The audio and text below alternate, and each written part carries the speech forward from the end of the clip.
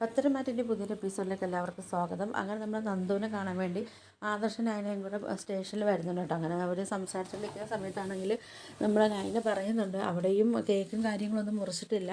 നമ്മൾ അനിയെ പിന്നെ ഇളയമ്മയുടെ നിർബന്ധം കാരണം അവർ ഇളയച്ചനും ഇളയമ്മയും അനിയോടെ പുറത്ത് പോയി ഫുഡ് കഴിച്ചെന്നൊക്കെ പറയുന്നുണ്ട്. അപ്പോഴത്തേക്കും നമ്മളെ നന്ദു ചോദിക്കുന്നുണ്ട് രാത്രിയാണോ എന്ന് ചോദിക്കുന്ന സമയത്താണെങ്കിൽ നയന പറയുന്നുണ്ട് അതെന്നൊക്കെ പറയുന്നുണ്ട് കേട്ടോ. പിന്നെ ഇവർ പോയതിന് ശേഷമാണെങ്കിലും നമ്മളെ നന്ദുവിനെ കാണാൻ വേണ്ടി നമ്മൾ അനിയാണെങ്കിൽ നേരെ സ്റ്റേഷൻ്റെ അകത്തോട്ട് കയറി ചെല്ലുന്നുണ്ട് കേട്ടോ. അങ്ങനെ നമ്മൾ അനിയാണെങ്കിൽ നന്ദുവിൻ്റെ കൈ കിടക്കുന്ന മോതിരമൊക്കെ ഇങ്ങനെ ശ്രദ്ധിക്കുന്നുണ്ട്. അപ്പോഴത്തേക്ക് നമ്മൾ അനി ചോദിക്കുന്നുണ്ട് ഇതാണോ നിനക്ക് പിന്നെ നവീൻ തന്നതെന്നൊക്കെ ചോദിക്കുന്നുണ്ട് കേട്ടോ. അപ്പോൾ ഇത്രയ്ക്കും വില കൂടിയ മോതിരം തരാൻ എന്താ കാര്യം എന്നൊക്കെ നമ്മൾ അനിയാണെങ്കിൽ ചോദിക്കുന്നുണ്ട്. ആ സമയത്താണ് നന്ദു പറയുന്നുണ്ട് ഞാനാണെങ്കിൽ ഒരുപാട് സഹായവും കാര്യങ്ങളൊക്കെ നവീനെയാണ് ചെയ്തു കൊടുത്തിട്ടുണ്ടല്ലോ, അപ്പോൾ അതിൻ്റെയൊക്കെ ഒരു സമ്മാനമായിട്ടായിരിക്കും എനിക്കിങ്ങനെ ഇത്ര വില കൂടിയ മോതിരം തന്നതെന്നൊക്കെ പറയുന്നുണ്ട് കേട്ടോ. അപ്പോൾ ഈ ഒരു മറുപടി നമ്മൾ അനിക്കാണെങ്കിൽ അങ്ങോട്ട് ഇഷ്ടപ്പെടുന്നതൊന്നുമില്ല. അങ്ങനെ പിന്നെ അനിയാണെങ്കിൽ അവിടെ നിന്ന് അങ്ങ് പോകുന്നുണ്ട് കേട്ടോ ദേഷ്യപ്പെട്ടിട്ടൊക്കെ.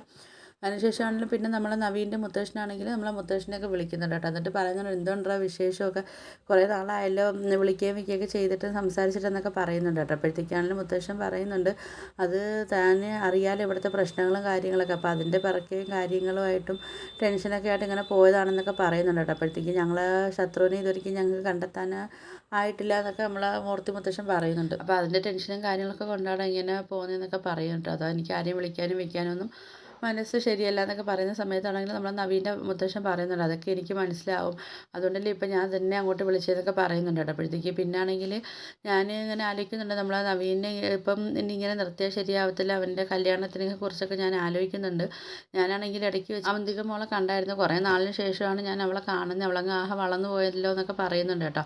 അപ്പോൾ നമ്മൾ പിന്നെ നവീൻ്റെ മുത്തശ്ശൻ പറയുന്നുണ്ട് എന്നാൽ നമുക്കൊരു കാര്യം ചെയ്യാം, അവർ രണ്ടുപേരും അങ്ങ് ഒന്നിപ്പിച്ചാലോ എന്നൊക്കെ പറയുന്ന സമയത്താണെങ്കിൽ നമ്മളെ മുത്തശ്ശൻ ചോദിക്കുന്നുണ്ട് എന്താണോ എനിക്കൊന്നും മനസ്സിലായില്ല എന്നൊക്കെ പറയുന്ന സമയത്താണെങ്കിൽ നമ്മൾ നവീൻ പറയുന്നുണ്ട് വേറെ ഒന്നും അല്ലടാ, നമുക്ക് നവീനെയും അവന്തിക മോളെയും അങ്ങ് ഒരുമിപ്പിച്ചാലോ എന്നൊക്കെ അങ്ങനെ ചോദിക്കുന്നുണ്ട് കേട്ടോ. അപ്പോഴത്തേക്ക് ഇത് കേൾക്കുന്നത് നമ്മളെ മൂർത്തി മുത്തശ്ശനാണെങ്കിൽ ഭയങ്കര സന്തോഷമാവുന്നുണ്ട്. അപ്പോൾ മുത്തശ്ശൻ പറയുന്നുണ്ട് എന്തായാലും എനിക്കിത് കേട്ടപ്പോൾ നല്ല സന്തോഷമായി, എന്തായാലും നമ്മൾ രണ്ട് കുടുംബങ്ങളും ഒരുമിക്കുകയാണെങ്കിൽ അത്രയ്ക്ക് നല്ലതല്ലേ എന്നൊക്കെ പറയുന്നുണ്ട്. എന്തായാലും നമ്മളെ രണ്ട് കുടുംബങ്ങളും ഒരുമിക്കുകയാണെങ്കിൽ നമ്മളെ ബന്ധങ്ങൾ അത്രയ്ക്കും ദൃഢമാകുമെന്നൊക്കെ പറയുന്നുണ്ട് കേട്ടോ. എന്തായാലും അവന്തിക മോൾക്കാണെങ്കിലും സമ്മതമായിരിക്കും, കാര്യം വെച്ചാൽ നിന്നെ കണക്കൊരു പൊസിഷനിൽ ഇരിക്കുന്ന ഒരാളെ കൊച്ചുമോനെ കല്യാണം കഴിക്കുന്നതിൽ അവർക്കും സമ്മതമായിരിക്കും എന്നൊക്കെ പറയുന്നുണ്ട് കേട്ടോ. അപ്പോൾ എന്തായാലും എനിക്കിത് അറിഞ്ഞപ്പോൾ ഒരുപാട് സന്തോഷമായെന്നൊക്കെ നമ്മൾ മൂർത്തി മുത്തശ്ശൻ പറയുന്നുണ്ട്. അപ്പോഴത്തേക്ക് പറയുന്നുണ്ട് എന്തായാലും ഞാനാണെങ്കിൽ അവന്തിക മോളത്ത് ചോദിച്ചിട്ടാണെങ്കിൽ ഞാൻ നിൻ്റെ അടുത്ത് പറയാമെന്നൊക്കെ പറയുന്നുണ്ട് കേട്ടോ. അപ്പോഴത്തേക്ക് നവീൻ്റെ മുത്തശ്ശൻ പറയുന്നുണ്ട് എന്തായാലും ഞാൻ ഇതിനെക്കുറിച്ച് നിൻ്റെ അടുത്ത് അവതരിപ്പിക്കുമ്പം നീ എന്ത് പറയും എന്നുള്ളൊരു ടെൻഷനും കാര്യങ്ങളൊക്കെ എനിക്കുണ്ടായിരുന്നു എന്നൊക്കെ പറയുന്നുണ്ട്. ആ സമയത്താണ് മുത്തശ്ശൻ ചോദിക്കുന്നുണ്ട് എന്തിനാണ് ടെൻഷനും കാര്യങ്ങളും, നിങ്ങളാണെങ്കിൽ